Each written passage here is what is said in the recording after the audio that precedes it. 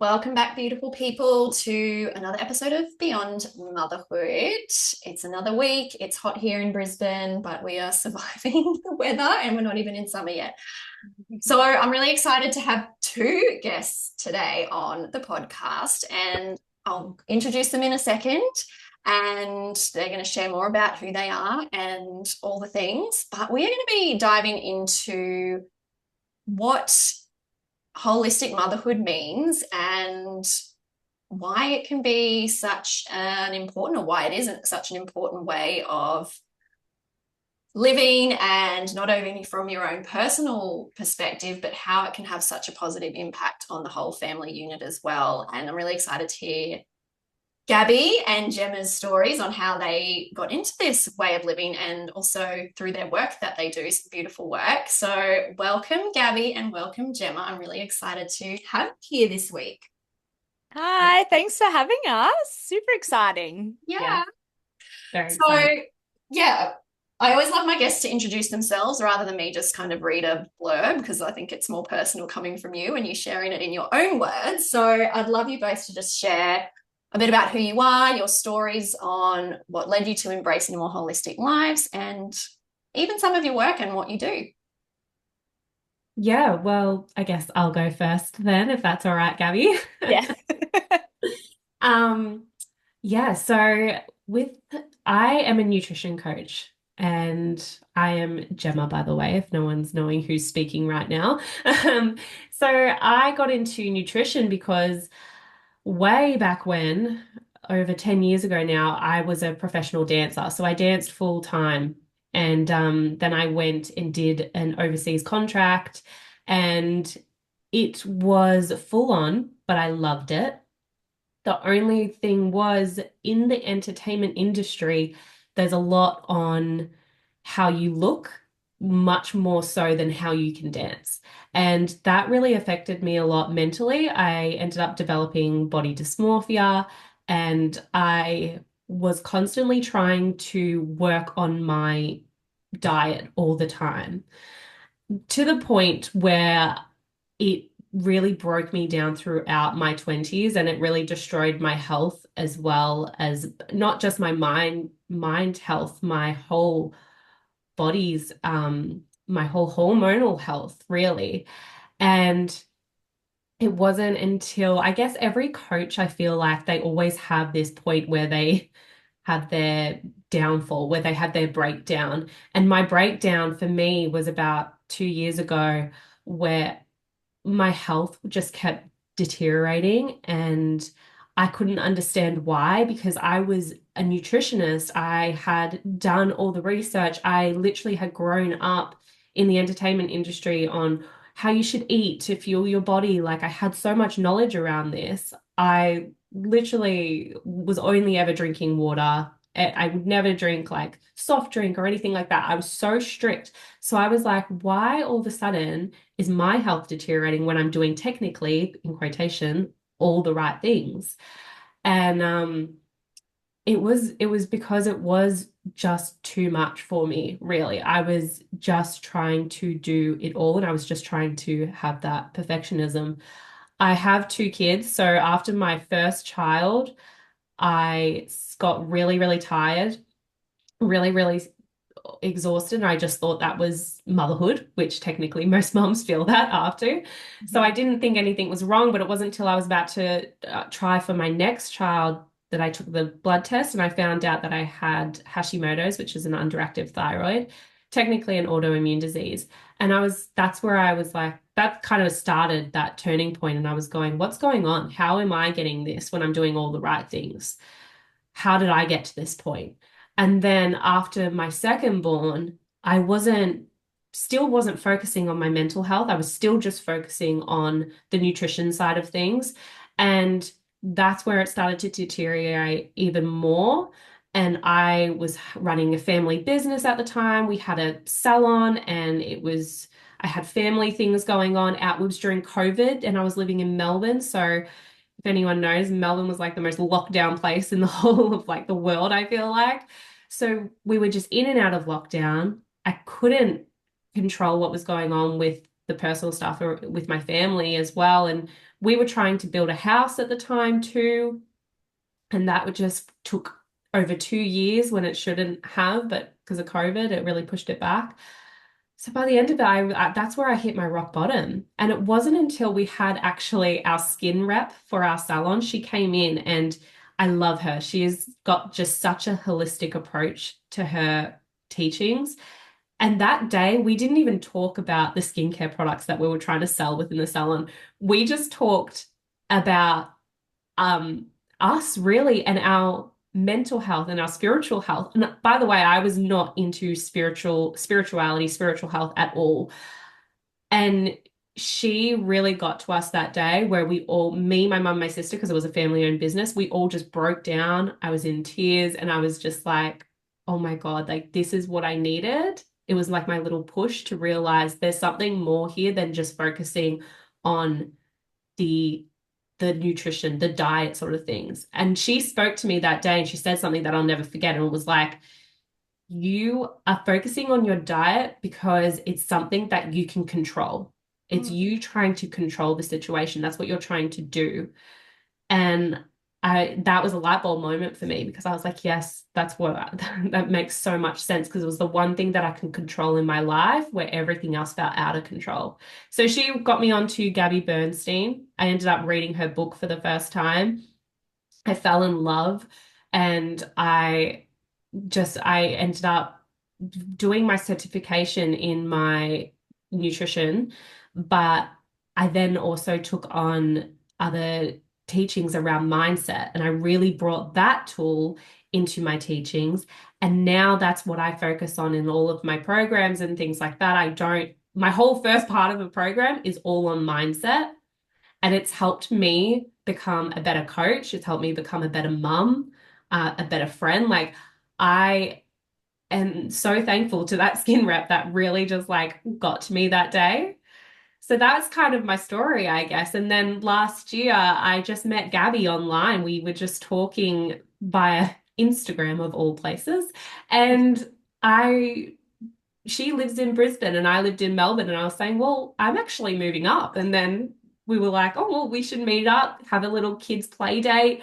We met up and had a kids play date. And then literally the rest is history. We ended up realizing because she's such of the somatic movement stuff and I'm more of the nutrition side of things. And we both dabble in mindset as well. We brought it together and that's how we created our real holistic program. So I'm really excited about it too. So that's my story in a nutshell. But yeah. Amazing. I can relate to so many bits of your story as well, which we can kind of chat about. But Gabby, I'd love to hear from you. I'll try and condense my version as well because I could go on and on. But hi, I am Gabi and I am a dance and Pilates instructor and also a mindfulness coach. My story started, well, my journey, my self-discovery, my self-healing journey started just over 9 years ago. My story involves a lot of loss, which has a lot of compartmentalized trauma that I have been working through over the last 9 and a bit years. So September 2015, my dad suddenly had a stroke, and 3 days after that, he passed away. It came out of nowhere. He was a healthy man. He was only 57 years old, and that just shattered my whole world. Like I even remember just, months, years before that, just going to bed at night and saying, like, how good is my life? Like, I'm so grateful. Like, how good everyone is healthy, everyone is happy, everyone is thriving. And then that just threw us just completely for six.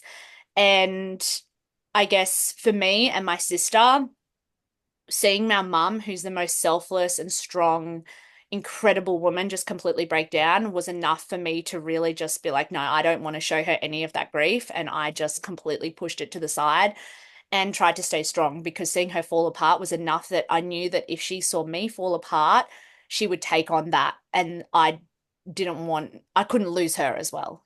So, um, it was then that I started like, and as Jemma said, she used to be a dancer. I was a dancer as well for many, many years. And then after finishing high school, I went into dance teaching while I was studying to be a primary school teacher. So for me, the natural thing to do was to go to some form of exercise and movement as a form of release. And that's when I actually had got into Pilates. So it's been just under a decade that I've been training in Pilates. And I had tried different forms of exercise, tried boxing, mixed martial arts, different gyms and everything, and nothing really stuck. But it was when I got into Pilates that I just absolutely fell in love with it because it was that mind-body connection, I guess. And I had been doing that for a few years. And I guess for me at the time, it was more about the physical side of things. Like it was just a good release.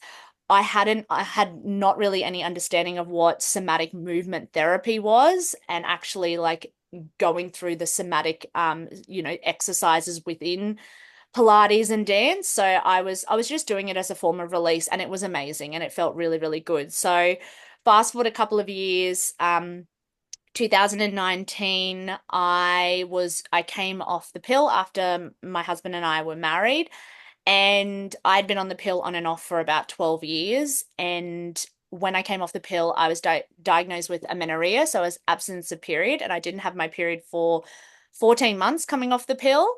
And then I was also diagnosed with quite severe PCOS, so that's polycystic ovarian syndrome. I had insulin resistance as well. And just pretty much my hormonal imbalance was quite severe. I had like abnormally high testosterone levels, like zero progesterone, and I was classified as infertile, and we were starting our fertility journey into motherhood, and that was another thing that just shattered in my world. And I guess that was when I was at my lowest point, because a lot of the compartmentalized trauma had come up, and I was sort of putting myself in this victimization state of like, why, woe me, like, why is this happening to me? I lost my dad. Now I'm never going to be able to be a mother.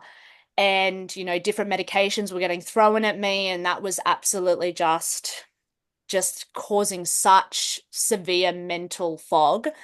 Um, and that was when I started to delve into mindfulness practices. So I had seen people that were starting meditation, and I felt so negative. And I guess because I was putting this negative vibration out, that's what I was attracting, and little things were happening to me and they weren't nice things, you know what I mean? Because I was attracting that. I was coming from a state of lack and a state of, that real victimization, which, at the time it was just how I was feeling. But I knew I didn't want to stay like that. So that's when I started to delve into meditation. I remember the first time I meditated, I was like, what do you do? Do you just sit here? Do you close your eyes? I really had no understanding of it. But then through more study, led me to do my study in meditation teaching and mindfulness coaching. I just fell in love with it, and I could see the benefits. It was creating more of a grounded, present self, I guess. And it was raising up my vibration, and it was attracting good things to me. And I could feel that. And I was delving into crystal energies as well. And, all of these things combined were just recreating me. I felt like I was, well, not recreating, it was coming back to me. Um, so I guess mine is a bit of a stepping stone. I started with the movement, with the Pilates, and then I built in my mindfulness practices. And I was blessed with twins. So I have a son and a daughter that are 3.5 now. And I continued on my journey, and I still am. So now it's been about 6 years that I have been doing meditation and different mindful techniques, which is what I teach with our retreats and with clients as well.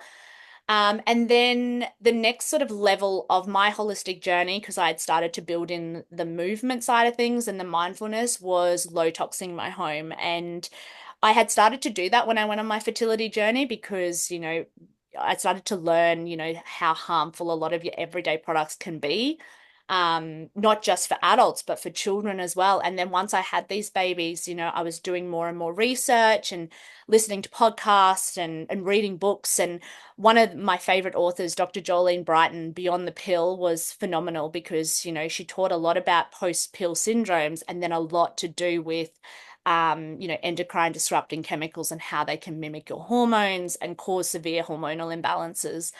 And I was like, wow, like, obviously I have been through a lot of this stuff myself. I don't want my own children, particularly my daughter, another female, to endure that as well. And there's just so much exposure to harmful chemicals that I was like, I need to start making slow, gradual changes in my home, switching out, cleaning products and personal care. And it was a journey, and it took me a solid, 12 months to do so. But to eliminate a lot of synthetic fragrance and those harmful chemicals in my home. So I guess my pillars are the mind, the body, and the lifestyle. And I guess the last 2 years, I continue to go deeper in my Pilates journey and really, delve into more of the somatic movement therapy and actually understanding that you can utilize Pilates and dance as a form of releasing stagnant energy and as a form of releasing stored emotions, that it's not just I'm working out, I'm toning my body, I'm strengthening my muscles, I'm building my flexibility or increasing my balance. Like I can also use this as an emotional form of therapy. And that's, I've become so passionate about that, it's not just Pilates and dance now, but it's also a form of self-expression, and moving energy and releasing, built up energy in the body. So that's just my sort of journey in a nutshell. And along that journey, also along with losing, my dad, I had fertility loss along the way. I also had lost my mother-in-law 2 years. So I guess all these sort of, and we've gone through a lot of financial loss, as Gemma said, with COVID, COVID, we have a family business ourselves. And yeah, so there's been a lot of loss over the last decade, but I guess, that has sort of led me on this journey of this, self-discovery and healing, and having these tools and implementing these tools and creating this holistic lifestyle has supported me tremendously. And I'm just forever grateful. Yeah, amazing. Well, thank you both for sharing. And I guess something that kind of stood out that both of you said, which, I guess is kind of what holistic living is like the mind, body, and soul. And as cliche as it might sound, it really is important. And also like how your lifestyle basically, how it impacts you. And I know for me, I did a lot of mindset work and have for many, many years, but I was neglecting the body-based work. And it's only been in the last few years that, well, I've done yoga for many years, but it hasn't been until probably the last 3 years now. And that was after going through a separation that kind of catapulted me into where I am now, that I sort of started learning more about the nervous system and nervous system health, and realized I'm pretty dysregulated. I've got a lot of stored emotions here that have been suppressed for like decades. And once I started to heal my nervous system and all of that, like how much my own mental health, my whole overall wellness has improved so much. So it's just so important. And also spiritual health. I've delved a lot more into that in recent years as well. And they're all equally important. But many people not necessarily don't realize that, or they just might focus on one more so than another. And it's really this whole picture that we need to be aware of. So thanks for highlighting that. And Gabi, I know you mentioned that particularly with in your home environment that you've kind of gone through this whole process of, I'll say detoxing, it kind of is. It's like detoxing your whole house and having a low, no tox environment. And that's something that I've also, over the last few years, gradually done myself. And I started using essential oils and started, cutting out, I don't wear perfume and I haven't for years now, down to like all, skincare, all the things. But I'd love to know for both of you, and I'm not sure if Gemma, you've done a similar thing yourself, but creating this type of environment, and even just from a holistic point of view with your family, like how has it shaped your approach to motherhood in this way that you've both been living for the last few years and starting to heal yourself? Like what's the flow and impact sort of been for your family? Yeah. Jem, do you mind if I jump in first? I think for me, it was just starting to learn just how many corners are being cut and just how much exposure there is, like, like inside your home, your inside your work, like indoor environments are like 5 to 7 times more polluted than outside, which is just nuts. And when I first heard that, I was like, no, that's total rubbish. Like that can't be true. But then when you're thinking about all of the things like sprays and deodorants and, candles, perfumes, even cooking oils, like things like that, Mm. that all, culminate, and it can severely like impact your health, physically, mentally, like all of the things. And I guess learning more about like precocious puberty and just how young, and as being a former primary school teacher, like seeing kids as young as like year one and prep hitting puberty, Mm. that's just nuts. Like that's just insane. And I just think, yes, there's a multitude of factors. However, this exposure to harmful chemicals is definitely playing a huge part in hormonal health and poor hormonal health. This exposure to endocrine disrupting chemicals that are literally there to mimic your hormones and cause hormonal imbalances. And that was just so eye-opening as a woman. And then for my daughter, but let alone just my daughter, my son as well.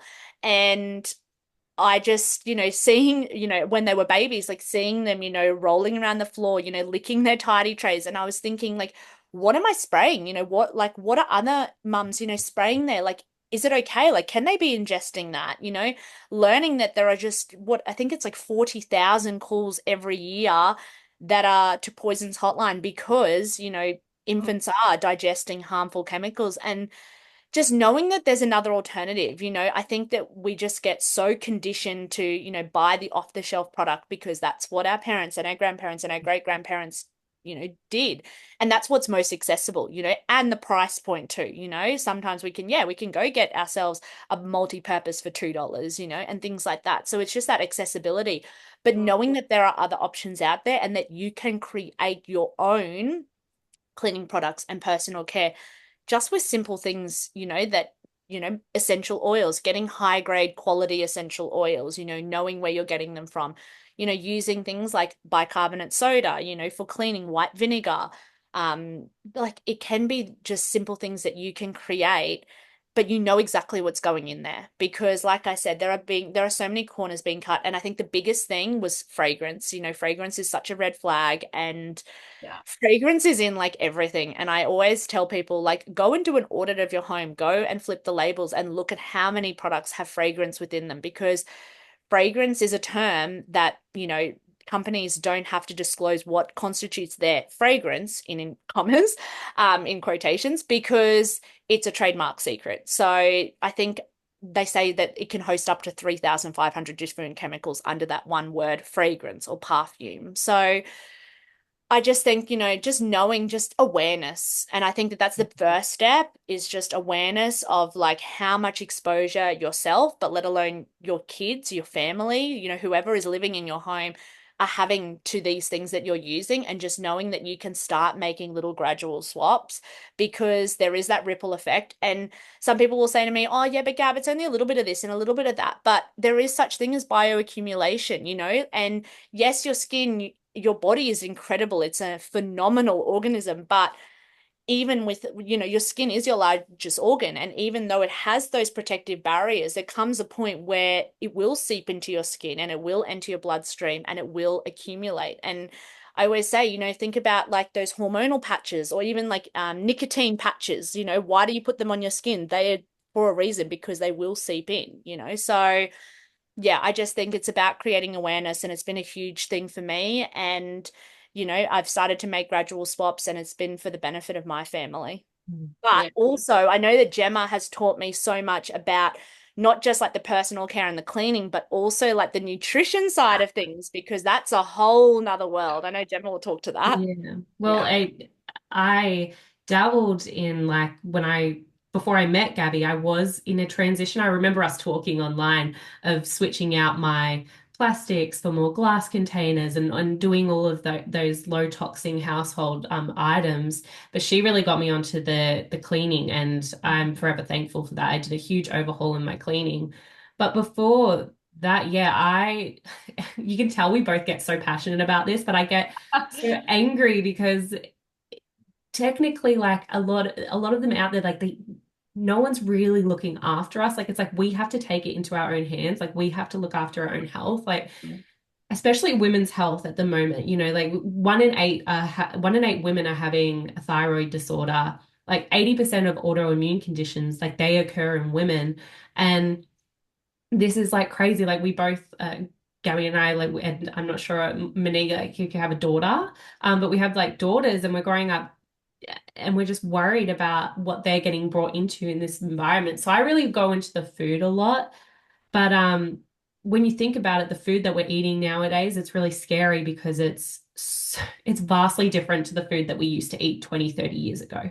There are so many more chemicals and things in them now. And there's literally the FDA, there's like a running joke with them where they call the F, it's like silent, like the food part is silent because they technically really don't care about the food. They put certain ingredients and certain things that are in the foods that we're eating, in packaged foods that we're eating from the supermarket, they're in this group called GRAS, and it stands for generally recognized as safe. So it's not that they know whether it actually is safe for us, they just think it probably is. So it's kind of like we're just testing. We're not really sure, but we're just going to put it in there because we think it should be fine. And I feel like that's what a lot of people say nowadays. A lot of people are like, well, it doesn't matter. Like my parents grew up eating Maccas all the time, or they grew up eating like all this junk food all the time. Look at them, they're thriving. But what we have to remember, as I said, is the food's different to what it is nowadays to what it was back then. And also, everyone has a different body makeup. Like our gut health, our gut bacteria and diversity there, it's all going to be different. So what might affect someone else will not be the same for the next person next to them.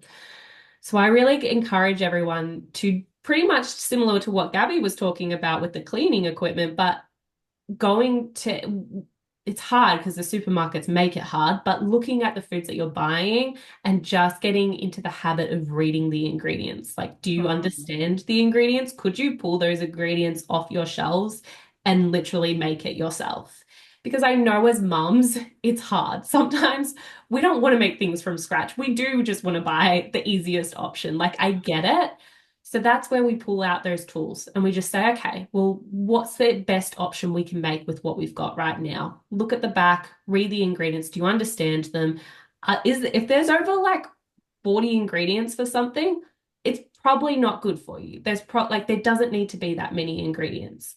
So the less ingredients as possible. And there is even like, you know, with our water, I remember there was a big thing around tap water where everyone was saying it years ago, but everyone was kind of, you know, to those people would be like, oh, they're just the tinfoil hat people that are just saying like it's fine. Like our tap water is fine, guys, calm down. But now they've actually come out and Australia is actually looking at the safety of our tap water only now. And they've realized like in the US, their guidelines are actually better than ours for tap water. Our tap water here, apparently to the US, it wouldn't pass. So now they're only just looking at it now, and it's just crazy with stuff like that. Like it just does fire me up because we just don't have that knowledge out there, and we do and it's the systems in place. It's to those chemicals, and they're making you hungrier. They're making you, it's addictive. And they don't care because it puts money in their pockets. So at the end of the day, I just want, as Gabby said, just to have that awareness, just to take your health into your own hands and start being empowered to look at what you are buying from the supermarkets and stuff like that. Yeah, 100%. And those listening and not seeing the video of this, like this is my water thing that I filter my water through. It's Hydrogen Health one. I'm not an affiliate, but that's what I use. It's so fun. I even fill this up and tip it into my kids' water bottles. And when my eldest, he'll just like go and put his head under the tap. I'm like, don't drink the tap water. And also just going back, I was like, oh, just got to like mentally pin a few things here. So my eldest, he's 10. So he's kind of hitting that preteen, pre-puberty phase. And he's starting to get a bit smelly now. But I was like, you're not buying any of those Lynx deodorants. Like, you can use this one. Like, that's like no chemicals in it. So yeah, I'm pretty particular about that sort of stuff as well. I don't have any daughters, but you know, it doesn't matter. Like for me, it's just like I don't want you spraying that crap on you. So I totally hear you there. And so similar with, I mean, I probably need to get better at checking labels of things, but particularly when it comes to food, because I had a lot of gut issues a few years ago. I was vegan for 3 years, and it didn't do me any good. I'm not saying if you're vegan not to be vegan. I still have a ethical dilemma with eating meat, but that's my own thing I need to work through. But yeah, like it's interesting just how the foods that I've changed, like how that's impacted my gut health and also from a nervous system healing perspective as well. But when I go to the shops, I often do check things, especially, you know, my kids, they want, like, can we get a lolly or a chocolate? I'm like, you can get the natural confectionery and that's all you're getting.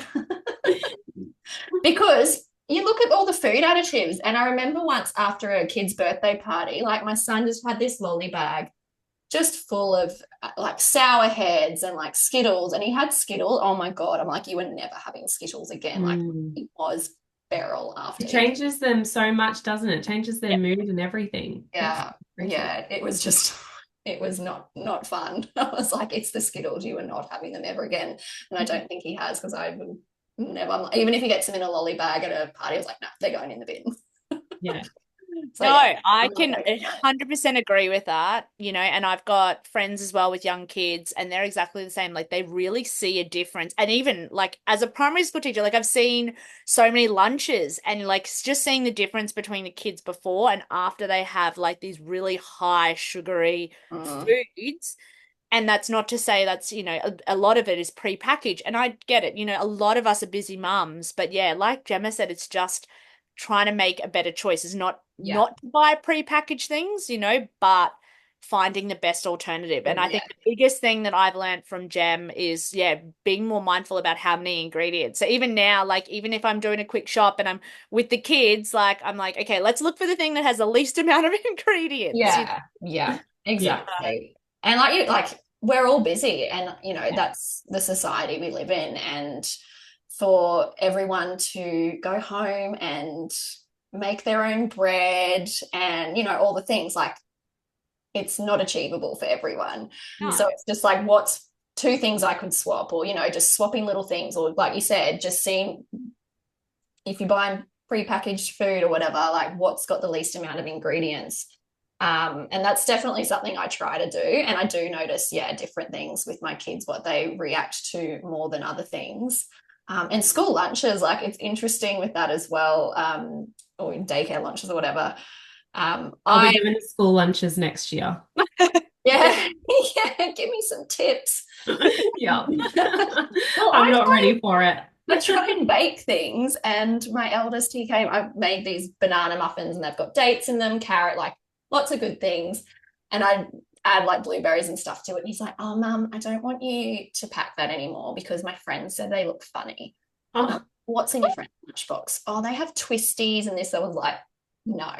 I'm like, well, I always think about that. Like I think back in the day when, I wasn't allowed to. So I remember some kids bringing like the 2-minute noodles and stuff, but it would be dry. Like it wouldn't be, they'd eat it dry. And I'd be like, oh, that's so cool. Like I want to have those. Like, you know, but now that I'm older, I can really appreciate those times that my mum did that for me. I'm like, okay, I get why she did that for me. Like, so one day he may appreciate it. Yes. And look, I'm not averse to the occasional treat and stuff. Like, don't get me wrong. But everything in, well, maybe not moderation, but you know what I mean. And the other thing that stood out, what you said, Jemma, about just talking about McDonald's and the ingredients now compared to, you know, 20 years ago. And I saw just like I don't know if not a meme, but some sort of graphic thing someone put up on Instagram a few weeks ago. And it was like, you know, we may have eaten hash browns. I think it was the example back when we were kids, but it had 3 ingredients in it. Now it has like 10 ingredients in it. Yeah. So it's not necessary. Not the same. Yeah. So you can't compare it. Yeah. And it makes me so angry because it's not necessary for them to do that, but they're doing it because it's making it more addictive. Like, why do you think we have such a health epidemic at the moment. Like Ozempic's become huge, this weight loss drug, and it's because people have, it's not a problem of overeating, it's that chemical addiction inside your brain. Like it's literally transforming your brain. So you are becoming addicted to these foods now because of those chemicals. So it's just not needed. Yeah. Yeah, Crazy. absolutely. Yeah. Mm. I'm also a bit of a stickler for fast foods and stuff too, which my kids don't like that about it. But, I'm like, whatever, you'll appreciate it one day. Yeah. And I always say, when you're old enough, you can make your own choices.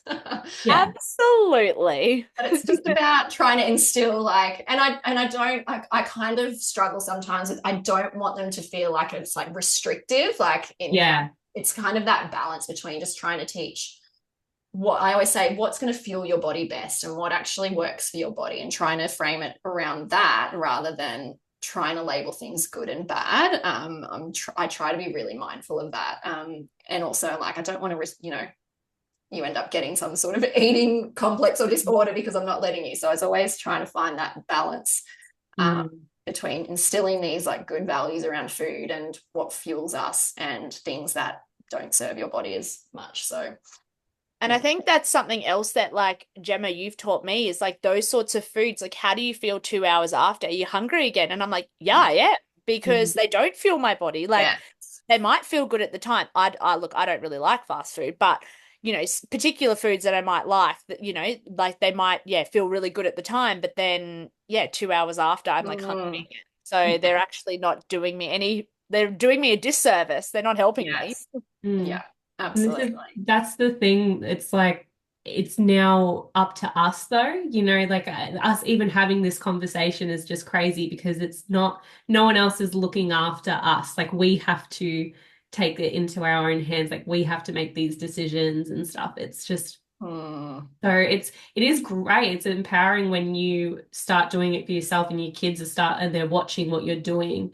My kids, they struggle to eat vegetables. My son, he loves talking about vegetables and naming all the vegetables, and he'll even say yummy, and then I'll say, okay, do you want to eat it? And then he goes, ew, yuck. He's only 2, so I will give him that. But I get it that it's just when you start doing it for yourself, then as they get older, and even when they're older, they'll start to watch you, and one day they'll want to do it too. So it's great that you're doing it now, because your kids are going to one day look at you and be like, oh, actually, I get it. I want to do that. I want to be like you. Yeah, for sure. Mm.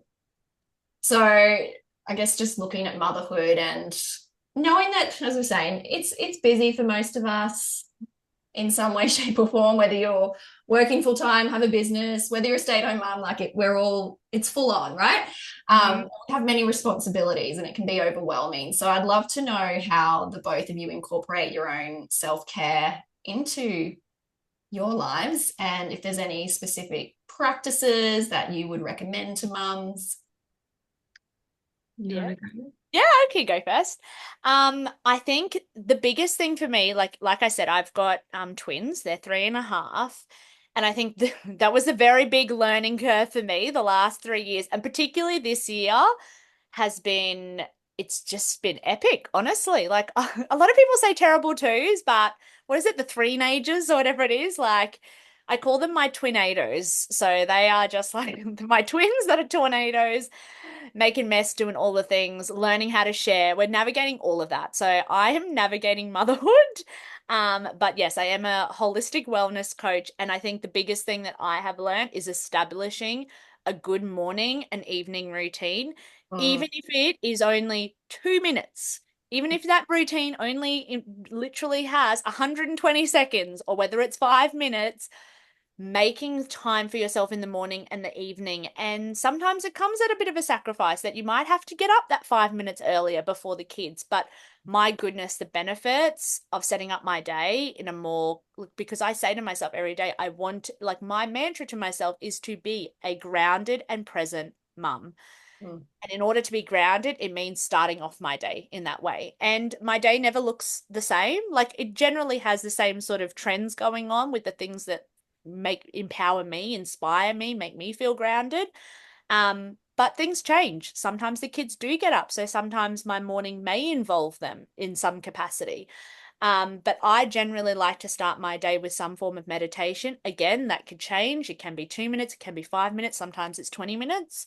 And then I like to do some form of movement. And sometimes by the time I'm up to my movement component of the morning, the kids are up. So I'll get them in there and we will be doing some form of stretching and yoga together. But I will do some form of movement, whether that's doing Pilates, whether that's going for a run, whether that's taking them for a walk. This morning they were up.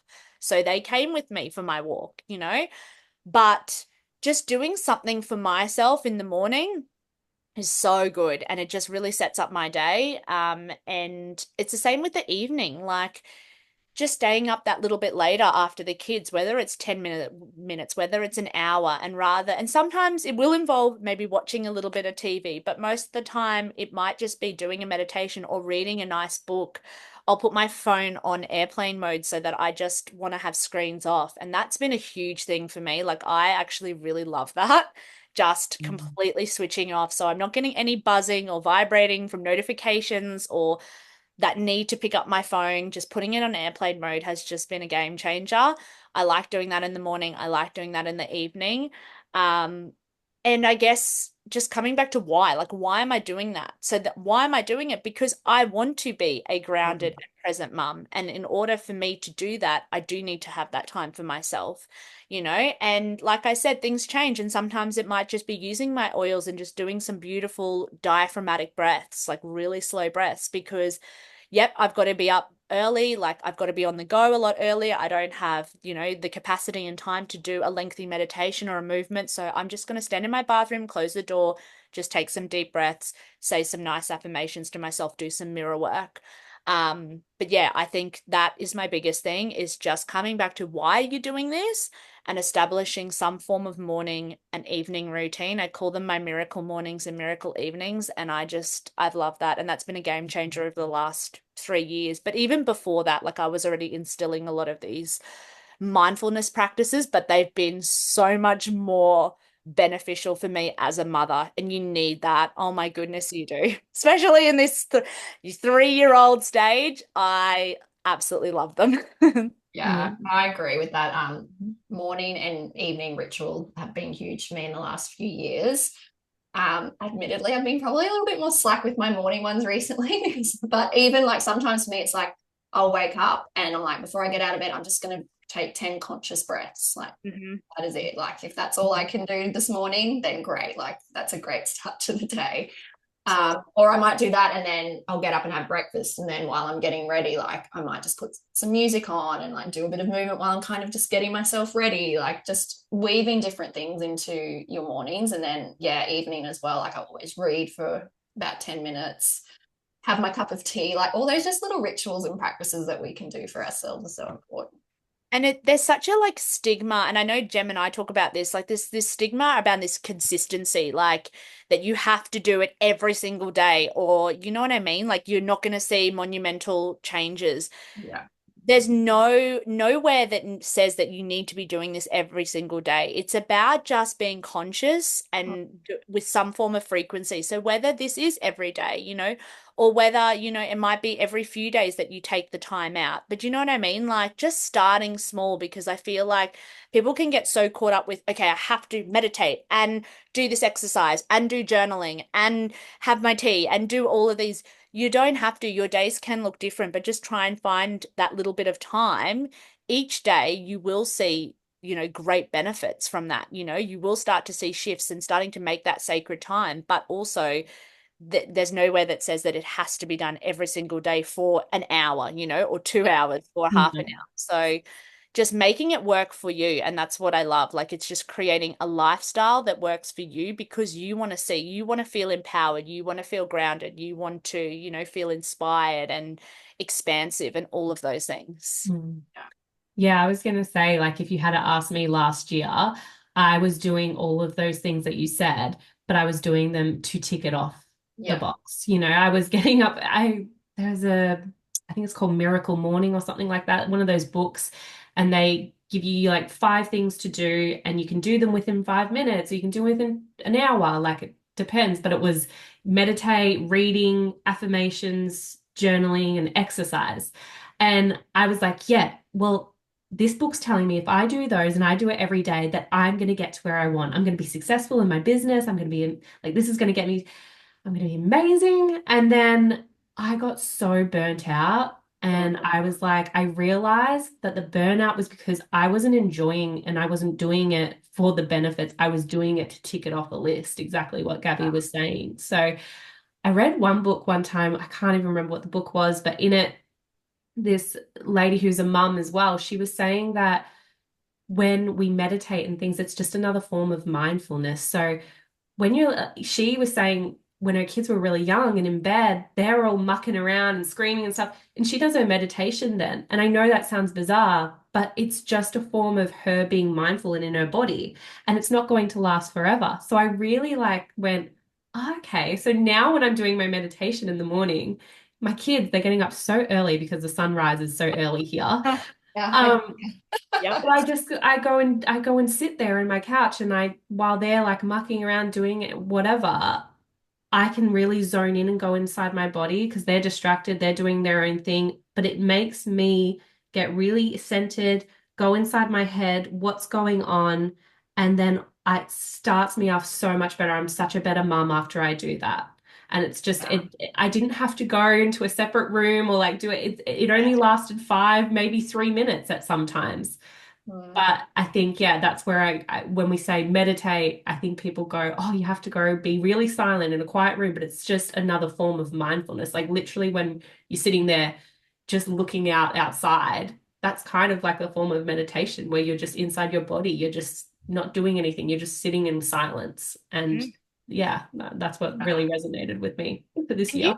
you can be meditating even when you go for a walk. Like my morning walks, I'll do a form of walking meditation. You can be doing forms of meditation even when you're having a shower. Like, I think that again, there is such a connotation that you have to be seated cross-legged or kneeling, or so, you know what I mean? Like, and you have to have crystals and have, you're saging the room. Like, it doesn't have to be that way. It's just about being conscious and aware and focusing on your nervous system. And as a mum as well, it's been such a monumental, like transformational tool because I have learned that in order to co-regulate with my kids, I need to self-regulate.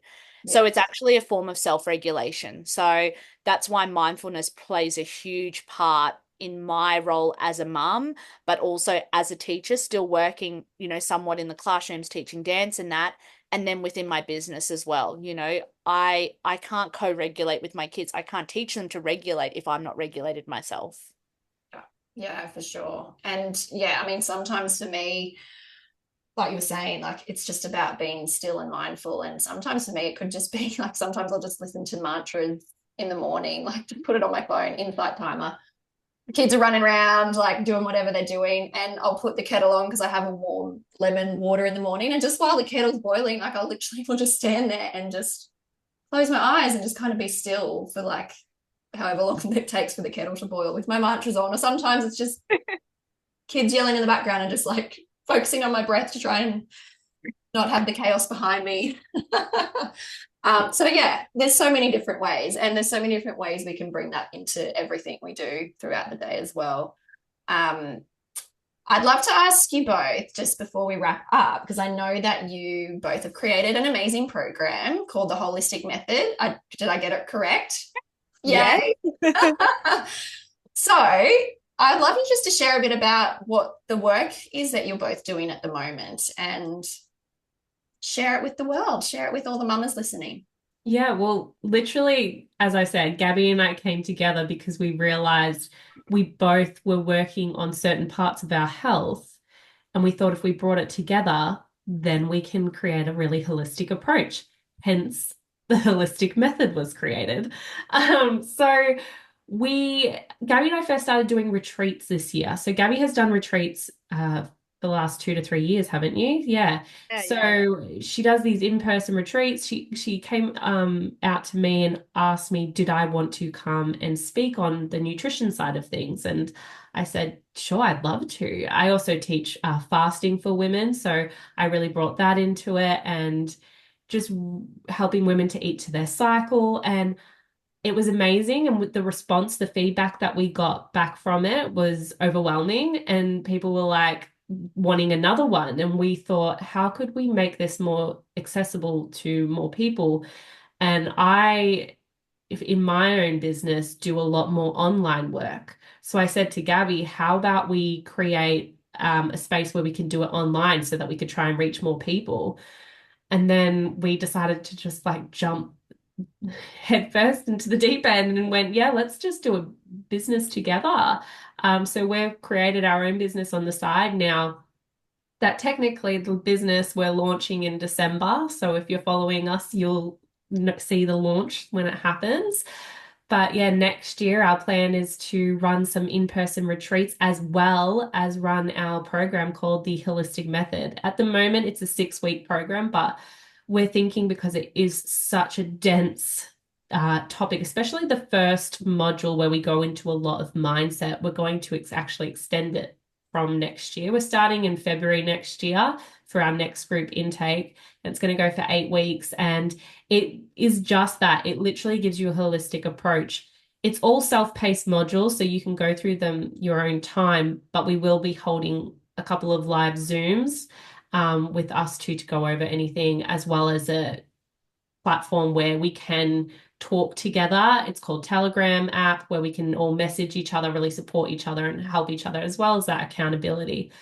But at the end of the day, it's just helping women create a life where they can feel empowered to take control of their own health. They don't have to go to all these different appointments, see a naturopath over here, the doctor over there, and go to not replacing your doctor, by the way, and go to, your Pilates over there. We're just putting it in a place where it can give you all one access and not be so overwhelming.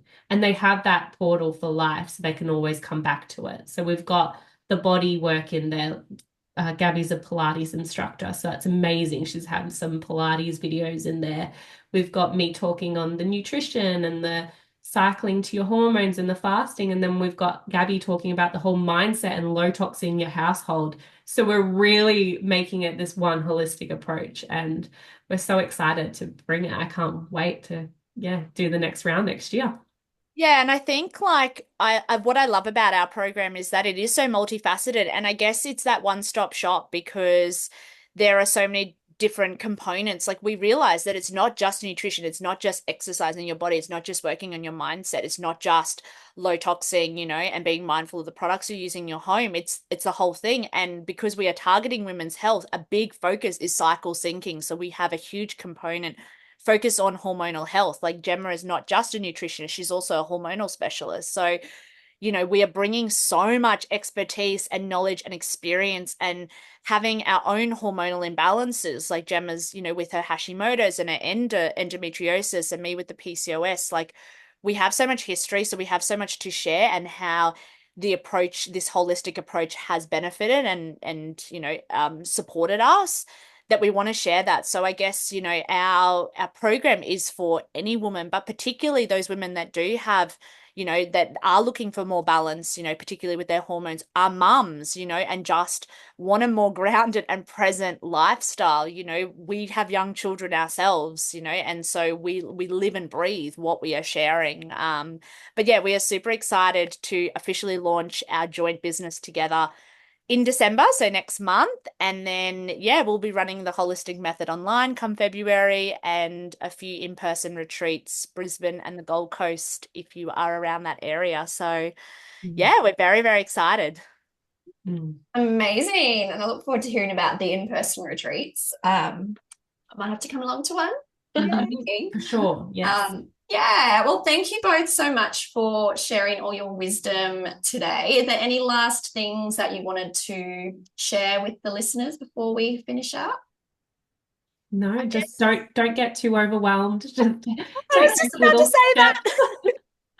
Yeah, I feel like when you get bombarded, especially there's 2 speakers on this podcast, so if you get bombarded with all our advice, don't get too overwhelmed. Just take one thing that we said and start implementing just that one thing, Yeah. Yeah, great. Absolutely. Great. Well, I will put all of Jemma and Gabi's details in the show notes if you want to connect with them on the socials and learn more about their business that's going to be launching and their retreats and online program for next year. Thank you so much again, ladies, and thank you, listeners, for tuning in, and I will speak to you all next week. Thank you. Thank you.